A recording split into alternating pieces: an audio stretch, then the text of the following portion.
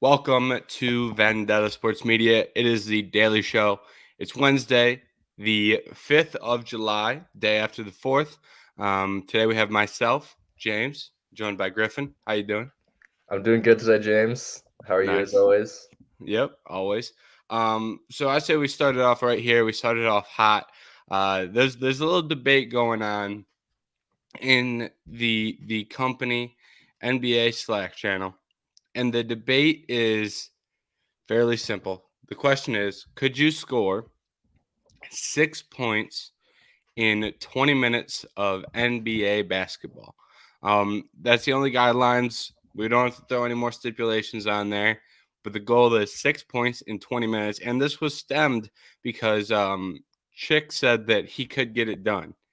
He's very pro getting the 6 points. I think everyone who responded to him was against that, whether it was Trey, Garrett, I think Matt as well. So I want to throw it over to you. 20 minutes, 6 points. Are you getting the job done? Okay, I played rec basketball in high school. I think the highest points I scored was like 46 or 48. But I'm just up here, stay in the corner, and I'm gonna give you like at least 15. I'm just gonna be strapping it from the corner. I'm like a Kyle Korver type of guy. But No, dude. yeah, I'm nothing else. I'm like I only when I count to 10, I only hit 3, 6, and 9. Like that's like I only go by threes. But I don't know. It's NBA level talent. So I think I could get at least a bucket. I think at least, but I don't know if I'm getting like 6. Like if there's 2 open shots, I'll probably miss one, and I think I'll probably just strap one. But I don't know. It's tough. I've always had this debate with my friends, and I mean it's like NBA level talent. So I don't know if I'm gonna. I'm only like 5'10", and I'll be getting the shit swat out of me. So yeah, All right, you did scare me because I thought you were going to say you were going to get it. I I thought that's the direction you were going. You had me quite scared. yeah, I think there are some people that could get six if they get enough shots off. Not many. I'll say yeah. that. And I think it kind of comes down to how much respect do you get from the defense. If you're Hmm. just sitting there wide open in a corner, maybe you can get a couple off, but 20 minutes of basketball. I don't think if there's any like importance put onto the game at all, there's no chance. Yeah, Like if guys are playing defense, if guys aren't trying to get you open shots, there's no chance. Just speaking for myself, I walk out with 0 and 6 fouls because you got to play defense on the other end. And listen, that's not my forte. yeah. I'm 6 foot and I've got cement in my shoes, so I really provide no value on the defensive end of the court. I'd probably foul 6 times, get sent to the bench, and we'll see what happens from there. Maybe I talk some trash and try and get an actual good player off his game. Maybe that's the value I have. Yeah. But I'll tell you Little what, Trey energy right there. yeah, I was 100% with Trey on that. Where you can get tossed, you can get your 6 fouls, but that's about all I can do. You asked me to score a point. I don't know if I could. I don't know if I could hit 2 free throws on an NBA court in an NBA game. So, Yeah. um, you really did scare me though. I thought you were gonna say you could get it, and I appreciate the humility though, because from the sounds of it, Chickster's on an island on that one. He's the only one that's gonna go on the opposite side. Yeah. I mean, I think if I get enough shots up and if I'm wide open, then I could get it. But if I'm being guarded by someone, I'm getting that shit sent back to the fourth row. Yeah. So there's no way. As long as if I'm being guarded by Isaiah Thomas, I think I could get some shots up in his face, but other than that, I don't know. So yeah. And also for the people who aren't in the NBA Slack, Chickster is very pro. Like he's gonna do it. Like there's no if and buts. It's a high level of confidence. So, um, well, I'll throw that on there as well for anyone that's confused. It's not like oh I might do it. It's no, it's getting done. So add that on there as well. I am glad to hear you aren't on that, and I'd be interested to hear if anyone else at the company could think they could get six. Good. Right now, I think it's just going to end up being Chickster at the end of the day. Yeah. Um, Another big topic here on the fourth, Joey Chestnut, and I have a question for you on this as well. Joey Chestnut wins himself another I believe it's called a mustard belt. Mustard belt. I Yeah. did not know that's what it was called until we got here and Griffin hit that on me before we started recording. No idea that's what it was called. And to be honest, I'm not a big hot dog eating contest fan myself. So I guess we'll start it off. Do you watch the contest, and are you a hot dog eating contest enjoyer? I mean, I didn't watch it. I usually watch like clips of it, but I don't watch like I'm not a sit through and like watch the whole thing type of guy. Um, but man, what was I gonna say? Like, shoot, I don't know what I was gonna say. Like, I just forgot it. All right. But Well, I'll I watch have like clips of it, but not okay. watch the entire thing. And I don't know, I like it. I've kind of debated with my girlfriend. Like, she's like, "Yeah, you've always wanted to like do one of those." And I mean, I would want to do a competitive eating contest, but I don't know if like I would get ran by those guys. So All right, here's another question for you, and I'm with you on like I'd be down to do it. I think I could be. I have a better chance of being competitive at a hot dog eating contest at the professional level than I do being competitive at the NBA level playing basketball. I'll throw that out good there. point. Yeah, Um, but I believe Jack wrote a post called yeah. "Joey Chestnut is the greatest athlete of all time." Hmm. Now, we don't have to get into the debate of whether Joey Chestnut is or is not an athlete, but are you on board with this one? Do you think Joey Chestnut is the best athlete of all time? I mean, I've got my stance, and I've got a strong opinion here, but I'll let you answer before I give my opinion out here. athlete is kind of a derogatory term. I feel like, but what was it? His eighth straight mustard belt, 16th overall. The I think man he's can won gobble some 16 glizzy. of the last 17. Yeah, he's insane. I don't know who broke it one year. I don't know if it was Matt Stoney or not. Um, but I don't know. He's something. Joey Chestnut is something else. He's a different beast. Like that man will gobble some glizzies or just anything else really in a matter of minutes. But greatest athlete of all time, and it depends on the category. It's like he's playing against some plumbers right now compared to him. It's like Bill Russell versus some plumbers. He's getting his chips, and I think that's a pretty accurate representation of what it is. But All right. no disrespect to Joey, love the man, and he's got a career out of it. So shout out him. Yeah, I will put that disclaimer on there as well. Shout out to Joey. He's very good at what he does, and he's the GOAT at what he does. So Mhm. deserves a lot of credit for that. But the best athlete of all time is absolutely insane. Eating hot dogs does not compare to winning NBA finals. It does not compare to winning Super Bowls. It does not compare to winning Stanley Cups. It does not compare to winning a championship in MMA or in boxing. It does not compare at all to any actual sporting activity. Mhm. Once again, we're on the same side of these arguments, so it takes some of the conflict out of the show. Yeah. But I would rather that be the case than have you hit me with Joey Chestnut is the best athlete of all time. Very dominant at what he does, but we're eating hot dogs at the end of the day. Yeah. We're not running laps. We're not dunking. We're not throwing a football. We're eating hot dogs. Let Once me let me again, let me ask you this, James. yeah, Do you yeah, yeah. think Joey could go out there and score 6 points in the NBA, or an NBA player could down 76 hot dogs in 10 minutes? Well, all right. There's no chance Joey's getting 6 buckets. He's way down from eating all those hot dogs, dude. You think you can eat 70 hot dogs and have a vertical? No, that weighs you No, down. You got a brick in your stomach. it's He going straight to the cankles. he's got a set shot. There's no way he's got a jumper. Now, once again, not to make fun of Joey Chestnut, but it's wild. And I'd like to see what could happen if we got some more competition. I want to know like how many people are out here trying to become like hot dog eating contest champions. I've never tried. I think we've got more people who tried being NBA players, obviously, but Yeah, it's like at the end of the day, the competition too low, and it's just not to say it's not hard, but it's not as hard as a sport. So yeah. that's my final thoughts on Joey Chestnut. But all respect to him. I hate talking shit about him for 2 minutes and being like, I'll respect Joey Chestnut, but Yeah. shout out to him for what he does. Mhm. We just can't compare you to LeBron. Sorry. The real goat. All right, and then swinging it over to some actual NBA moves, some NBA free agency. Let's start it off with just like broad.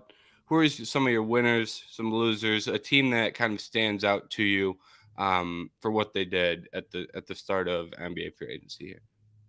Yeah, so I'm doing a post on the winners and losers right now. I'm just Hmm. waiting for the whole free agency to kind of get done right now. But right now, I think my core four for winners are the Lakers, the Suns, the Pacers, and the Cavaliers. And going through them, I think the Lakers, the biggest sign was Austin Reeves. Obviously, very cheap deal for his value and what he can become.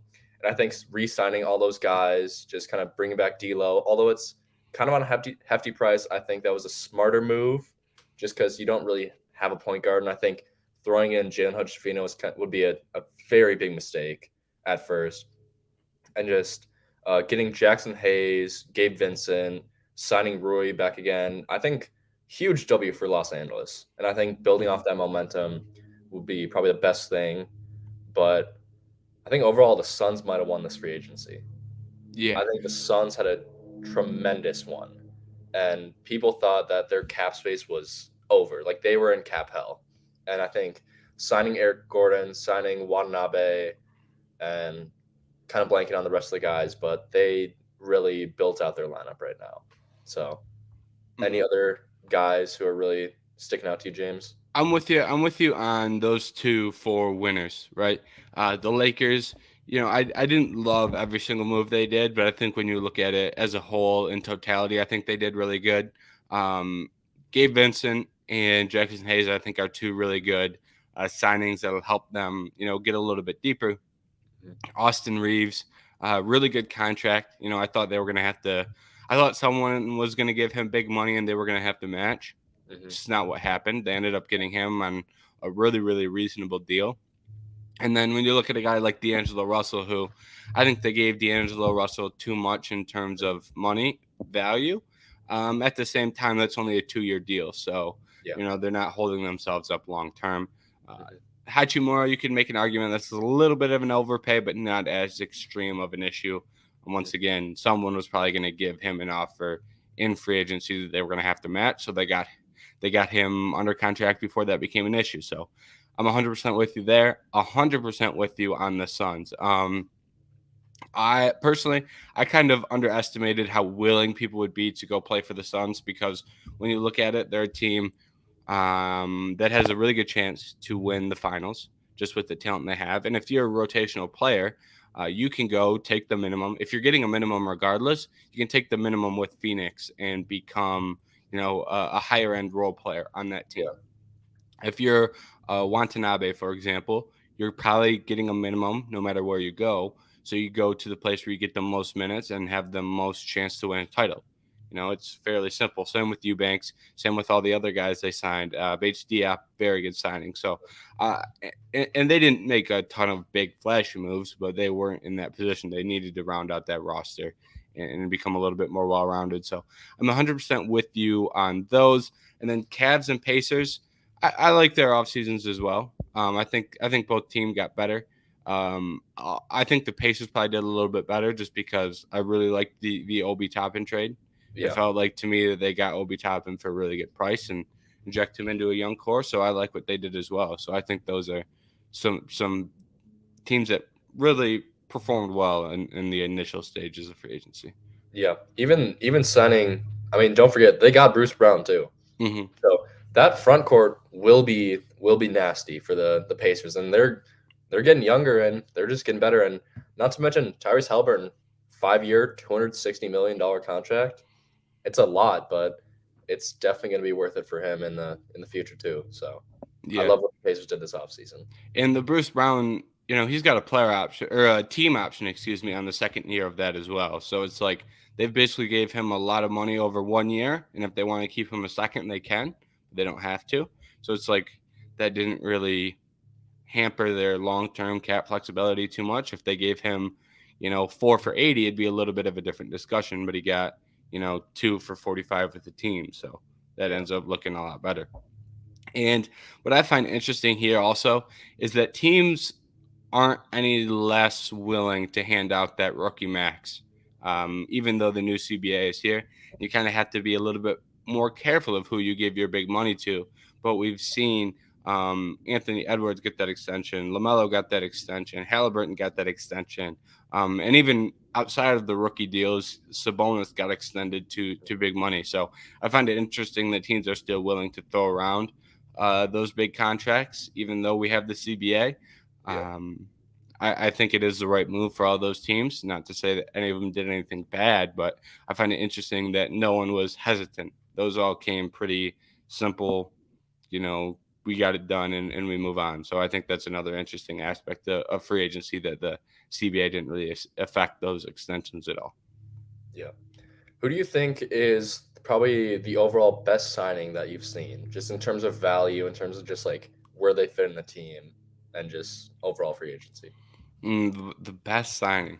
I hate to go back to Reeves because we already talked about him a little bit, but the best signing, that I like Reeves because I feel like he could have got a lot more. I don't remember the actual price tag off the top of my head. I have to pull that up.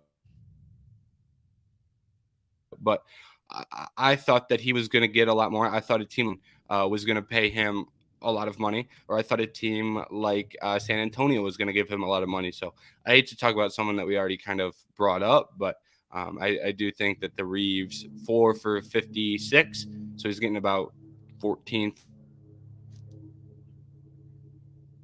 that, Reeves can help them win now with AD and LeBron. And if AD and LeBron are both gone in the next season or two, I think he can help you long term in a rebuild as well. So I think that signing makes a lot of sense. I hate to bring up someone that we already talked about, but that was someone that stuck out to me. Do you have any that kind of stand out to you? I think it's kind of an underrated signing. It's for kind of my second team is the Minnesota Timberwolves signing Shake Milton to a 2-year, $10 million contract. I think this signing was probably one of the best in terms of value and just need for the Timberwolves. I think fitting around Anthony Edwards and getting him for $5 million a year in Milton, I think that's a steal. Mhm. And because we're talking about a guy who, when he was a starter, he averaged 21 points per game and I think over 40% on 3 point percentage. And he was a great shooter.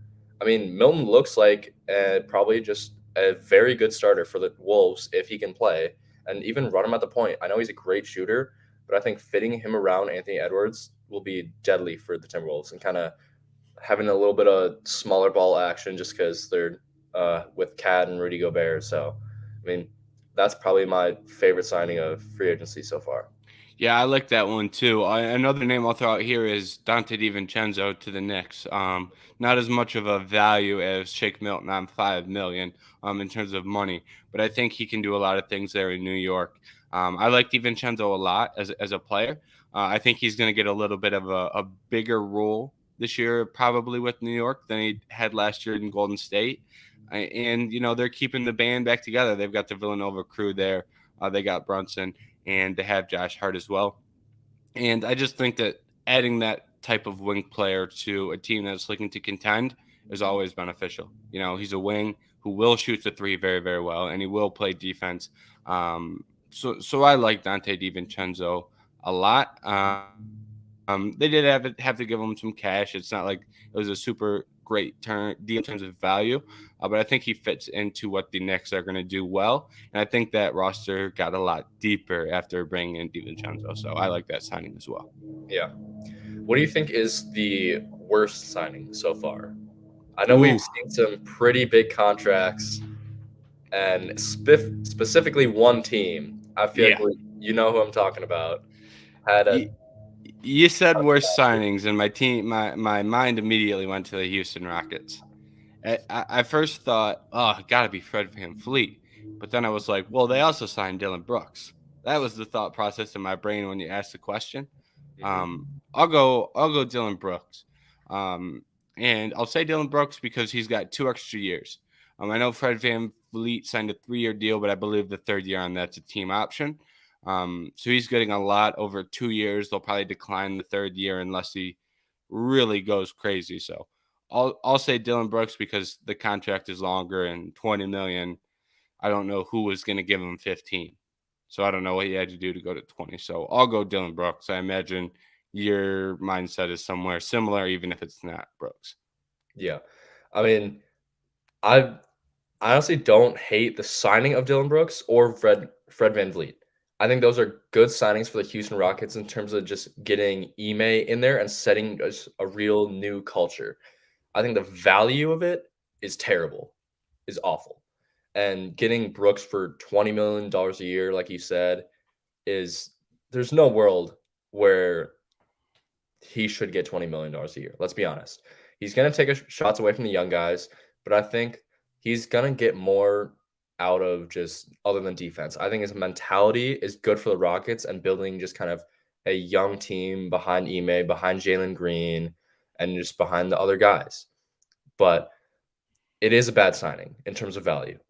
I think Fred VanVleet is a little bit of an overpay, but I think kind of bringing him in there as a undrafted guy, as a guy who needs to prove himself, unlike Jalen Green, unlike Jabari, who guys have been kind of in the spotlight their entire lives and haven't really worked for it. I think that's good to bring him in with Ime at the time. So I think Houston definitely built a strong connection in their organization and actually built a better identity with them with the signing of Van Vliet and Brooks. But they are a little bit of an overpay. Hmm. On the other hand, I think that Fred VanVleet's team, his older team, the Raptors, sorry, had the worst free agency by a mile. I mean, Hmm. I think signing Podol to a long-term deal is not the right idea for their organization. I think bringing in Schroeder is like a fine deal, but why would you do that? And like right after you let Fred VanVleet go, I think keeping that team together and just even trying to make an attempt at the playoffs again is a terrible idea. I think we all talk about it in sports that mediocrity is the worst thing to be. And the Raptors are the definition of mid. Hmm. Keeping Pascal, keeping Podol to long term, and frankly, ruining their young guys' kind of potential is a big L for the Raptors. And I think just keeping that core around is not what you want to do in the because they're not going to do anything. They frankly Yeah. aren't. They might make the plan, they might not now, but I mean, doing that is not worth it. So, Raptors are probably my biggest loser in free agency this year. Yeah, I'll throw a couple things out there, and going back to the Rockets very quickly. I'm interested to see how they prioritize playing Van Fleet and playing Brooks at the same time as developing your young guys, specifically Amen Thompson Mhm. and Cam Whitmore. I'm Yeah. interested to see how those pieces mesh together. I'm interested to see how you develop those guys because at the end of the day, Amen Thompson and Cam Whitmore are both guys that I think need to develop a little bit. More specifically, Cam Whitmore, I think, has a little bit further to go in his development, but also Amen Thompson, you can't just magically turn him into a starting point guard. He's going to need to develop as well. So I'm Mhm. interested to see how they kind of juggle that back and forth there. Um, Now, in terms of the Raptors, I'm 100% with you, and they're a team that I had circled as a loser as well because when I look at what the Raptors did, I don't hate bringing in Schroeder to replace Van Vliet. I don't think that's an awful move. I don't really hate Podol, his deal, right? I think when you're talking about 20 million on centers, that's kind of the going rate for centers right now, whether it's Vucevic, Nurkic, Lopez, who Brooke Lopez is much better, but he got more as well. That kind of tier of center is getting around 20 million. So I disagree with the idea of kind of wrapping up that much money into a center, but that's not an abnormal thing that other teams aren't doing. But the main idea here is exactly what you said. What's the direction? I disagree with the direction of the franchise. I don't think we're making a play in. I don't think they're making the playoffs. I don't think they're making any real noise Mhm. in any of those categories at all. I don't think they are going to be a successful team long term. And now you're running the risk of keeping Ananobi and Siakam that they just leave in free agency and you don't get any value for them on the trade market. So I think this was a year where maybe you don't tear it all to the ground, but you move off Siakam and you move off of Ananobi and you start to, collect some assets because I don't know what Siakam's trade value would have been, but teams would have been jumping in line to trade for OG Anunoby just because of how good of a perimeter defender he is. So I'm 100% with you. I would have completely torn that down in Toronto. So another team that kind of stood out to me was the 76ers. They're another team where I just don't know what the direction is here. You don't move off Tobias Harris's contract. You don't. That seems kind of tradable since it's the final year. You're gonna trade James Harden now. You don't extend Maxey. I don't think they brought in a lot of guys to really round out that roster. To me, they did not get that roster deep enough for a serious playoff run. Maybe that can change with the Harden trade, but I seriously doubt that Harden has any long-term value to a team. So I don't think that he is gonna, bring in a lot of assets in his trade. Yeah, I think to sum up the 76ers kind of off season or just free agency in general is having Patrick Beverley be your biggest sign in free agency when you were like one game behind to an Eastern Conference Finals is abysmal. I think that is probably the biggest mistake that franchise could make right now, wasting Embiid's talent, having Tobias Harris stick around, not getting any assets out of him right now, and being confused on the Harden trade especially, and letting Gorgeous Niang leave, letting Shake Milton leave, like we said before, is a total mistake. And I think that automatically pushes them down just the totem pole in the East, and I think that really ruins their potential right now. Yeah, and when you look at the other teams in the East as well, the Celtics got better this offseason with adding Porzingis. The Miami Heat, kind of the book is out on what they're going to do this offseason with the Lillard trade. Mhm. So hard to say what their team is going to look like next year, but they did lose Vincent and Strus. You look at Milwaukee, they brought back a lot of their pieces. I don't think Milwaukee will be better because they lost Javon Carter and they lost Joe Ingles, but they could at least be healthy in the playoffs. Mhm. Cavs got better. There's teams like the Pacers may take a step forward. Teams like Orlando may take a step forward, and I'm not sure that they'll be, Eastern Conference contenders. But those are teams that you'll have to play early in the playoffs, or teams that you may, those will probably be playing teams. Is probably the best way to phrase that. So, I don't think they got better, and I think the field around them did. So that's Yeah. a very bad combo when those two things happen at the same time. Mhm. Yeah. Um, I kind of want to talk about Lillard as well here. Do you think this is kind of a foregone conclusion that he is going to the Miami Heat, or do you think there is real momentum that he could find his, go against his will because he wants to play in Miami? Do you think there's a chance that he goes somewhere outside of Miami? Yeah, 100%. I think that in the NBA and especially in all sports, it's a business, of course. And I think that if you want to give your franchise cornerstone, in fact, your best franchise player of all time, his wants and not what's best for your team at the point, I think that's a mistake. I think putting him to Miami, obviously putting him into an Eastern Conference team, kind of push him out of the way. But you're not going to get a lot from Miami. Wow, Tyler Hero, my jaw's dropping on the floor. And Duncan Robinson, that's not what I want. You're going to get a few picks, but keep in mind those picks are going to be pretty much second rounders. So, at that point, I would want to trade him to a below average team. I know that's not what Dame wants, but it's going to be what's best for your team. So, I think I've seen the Nets trade for him, and I think that Nets could be good, but they're not going to be better than the Heat. So I think those first round picks could be a lot more valuable than they could be. And keep in mind, those picks could be the Suns or they could be Brooklyn too with Kevin Durant. So I think it's a little bit stupid almost if they trade him to the Heat, in my opinion. I think it'd be good for the Heat, but not good for the Blazers. So if I were the GM of the Trailblazers, I would stay away from the Heat, even though that's what Dame wants. So at the end of the day, he's not going to be on your team anymore. You don't have to worry about him. The fans might be like, "Oh, like, wow, you traded away our best franchise player of all time to the Heat, and he don't want that. Boo hoo. Suck it up. Like, I'm sorry, it's a business. Keep Mm-hmm. quiet. You're still going to love your team. You have a bright future, and that's the end of the road for him. So that's my take on it.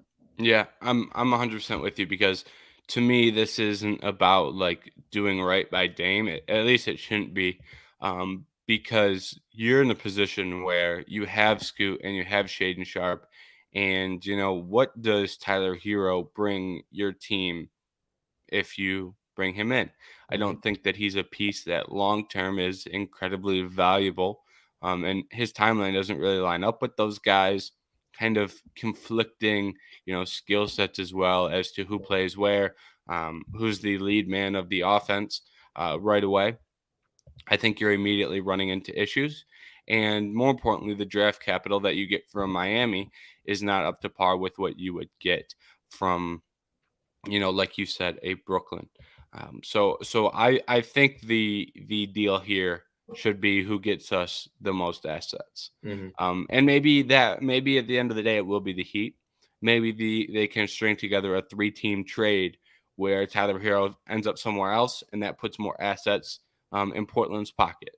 Maybe that's the way this goes. Yeah. So it's to me, it's less about Dame to Miami, which is kind of the way I phrased it initially, but it's less about Dame to Miami and what gets you the most assets for Dame. If sending him to Miami somehow does that in a 3 or 4 team trade, that's fine. But if it doesn't, you need to look elsewhere. So I Yeah. can't agree with you more on the Dame front, and I think that's honestly the direction the Blazers go as well, at least from the reports we've seen initially. Yeah. Any any landing spots do you think that aren't gonna be the Heat or the Nets that we've kind of seen in rumors that you think would be best for the Portland organization, not Dame? Oof. That's tough because I'd have to look at picks. I mean, the first kind of team that stands out, like we just talked about, is the Sixers because their offseason wasn't great. Mhm. But you can put him at point with Embiid, and I think you have a much better chance at making serious playoff momentum. But I'd have to look at their pick situation because they did give up picks, and they have had some moves in the past. So I don't know how many picks they have off the top of my head, but maybe that answers the second half of the question a little bit more. Of that probably helps Dame a little bit more rather than Portland. But you know, I think that's another landing spot that may make a move for Lillard. So I don't know if that necessarily answers your question, but that's another team that I think is in the running here. Yeah. No, I agree. I think 2 teams I have to look at kind of the NBA rosters right now just because I haven't really thought about just who is really the best fit, but right now, I think that 2 teams that kinda stand out to me right now, one hasn't been involved a lot in especially any trade or even free agency, is the Chicago Bulls. And it's kind of a weird situation over there. But if they can make the cap space work, and I think if you get a guy like Io DeSumo or just like anyone else, any of their young kind of guys that who really need an identity in a team, I think AO would be a good piece for the Trailblazers. And their picks are good too. They have a lot of good picks on their team for the Bulls too. And to be honest, if it doesn't work out, they're gonna have probably the best kind of ideal draft position out of any team that Dame kind of goes to. Because the Nets will could be better than them if Mikal and Cameron Johnson just play well. But at the end of the day, the Bulls have kind of shot themselves in the foot a little bit with Lonzo. Not to their fault, but obviously I think that could be revitalized. Kind of the Demar, the Zach Levine, and now Vucevic. Uh, kind of quad. So I think that's one landing spot, but also the Pelicans too. Hmm. I think that is kind of a name that's kind of been brought up a little bit. I don't know if you get Brandon Ingram out of it, but I think if you get a few picks out of it, because I know Portland's been kind of not Portland, the Pelicans have been kind of needing an identity at point guard outside of CJ McCollum and even Herb Jones now. So I think that'll be a great fit for New Orleans itself, and they could have a lot of good trades for the Pelicans or Portland. Shoot. I was kind of thinking and rummaging through the good old brain while you were talking as well. And the Pelicans, when you were talking about the Bulls, I was thinking, I kind of like the Pelicans. So I'm with you on that. First with the Bulls, I think from Portland's view, that probably makes sense. I'd be really interested to see how Chicago approaches that situation. Mhm. Um, because I think Chicago is in a middle ground, and when you're in that middle ground, the response is either tear it down and rebuild, or maybe you catch a front office desperate. If you catch the Bulls desperate and kind of grasping at whatever they can to try and put a winner together here, because I can't imagine the Bulls front office is over eager to see Levine and DeRozan both end their career as Bulls without finding any playoff success. So Mhm. I think that is a position where that may be a real move. Um, and then in terms of the Pelicans, I like that for the Pelicans. I think the Pelicans have some young pieces that could make interesting trade pieces, whether it be an Ingram or Zion. I think they'd probably want to pair Lillard and Ingram together. Honestly, I Mhm. think they'd probably rather move off Zion, whether that's the right move or the wrong move. So I think that is a team that could make some noise, and they have guys like Dyson Daniels, who was a first round pick. Keontae George, I doubt that Keontae George is the guy that you try and add if you're Portland based off getting Scoot. You have your Trey Murphy, so I'd be interested to see what that package looks like. But they have some young, interesting pieces that could be on the move, that could kind of entice Portland. Mhm. And on the Wednesday show, keeping it a little bit shorter, um, because we're really just recapping old news at this point. To be honest, Lillard's been out for a minute. NBA free agency's been out for a minute. We're kind of stuck in the middle of the week and in the middle of the dog days of summer, without much action. Do you have anything that you want to throw in here before we close the show down, or are we ready to close it up? I don't want to send us out before you get everything off your chest with NBA free agency. I mean, I think we talked about it before the show, but Grant Oh, Williams yeah. has been kind of in the air for the Celtics, and I know Trey just sent it on the Slack chat, but Brad Stevens wants a first round pick out of him in a sign and trade, and he is yet to sign his rookie deal, I believe. What Matt just said, and I mean, the only team that really could uh, be using the $11 million a year like exception is the Charlotte Hornets. And outside of that, I feel like you're not going to get a first round pick out of Williams just based on his contract and what he kind of saw in the playoffs. So, outside of the Hornets, do you really think that Celtics could move Williams for any value at this point right now? I think you could. And I think it's because of the sign and trade aspect, because since some of the cap space is dried up, teams could be looking for that Grant Williams sign and trade, Mhm. um just because you don't have the cap flexibility to go out there and sign him. So I think that a team could look at doing that. I think honestly, I think the Detroit Pistons makes a level of sense as well. They need defense, so Grant Williams would help, but they also have a lot of guards that could be moved in a potential sign and trade. I look at a guy like Alec Burks, who is making, I believe, 10 million this year. So that Mhm. would be, if Grant Williams signs for 11, that could be a name that could potentially come up in a sign and trade for Grant Williams. Maybe you're throwing a pick, maybe it's not a first round pick anymore. If you're getting a quality bench score in return, maybe it then becomes a second pick, but or a second round pick, excuse me. I think that may be another landing spot as well. But I'm not sure that I'm not sure that Grant Williams would draw a first round pick, but I do think that you could get some assets, whether it's second rounders or whether it's a quality bench guard. So first Mhm. rounder may be a little lofty, but I do think you could get assets for him. And if you're Boston, a quality bench guard would do wonders right now. Mhm. So that would be my Grant Williams take there. I don't think they'll get a lot for him, but hey, if you're Boston, you don't need a lot. It's better than seeing him walk out the door for free. Exactly. Yep.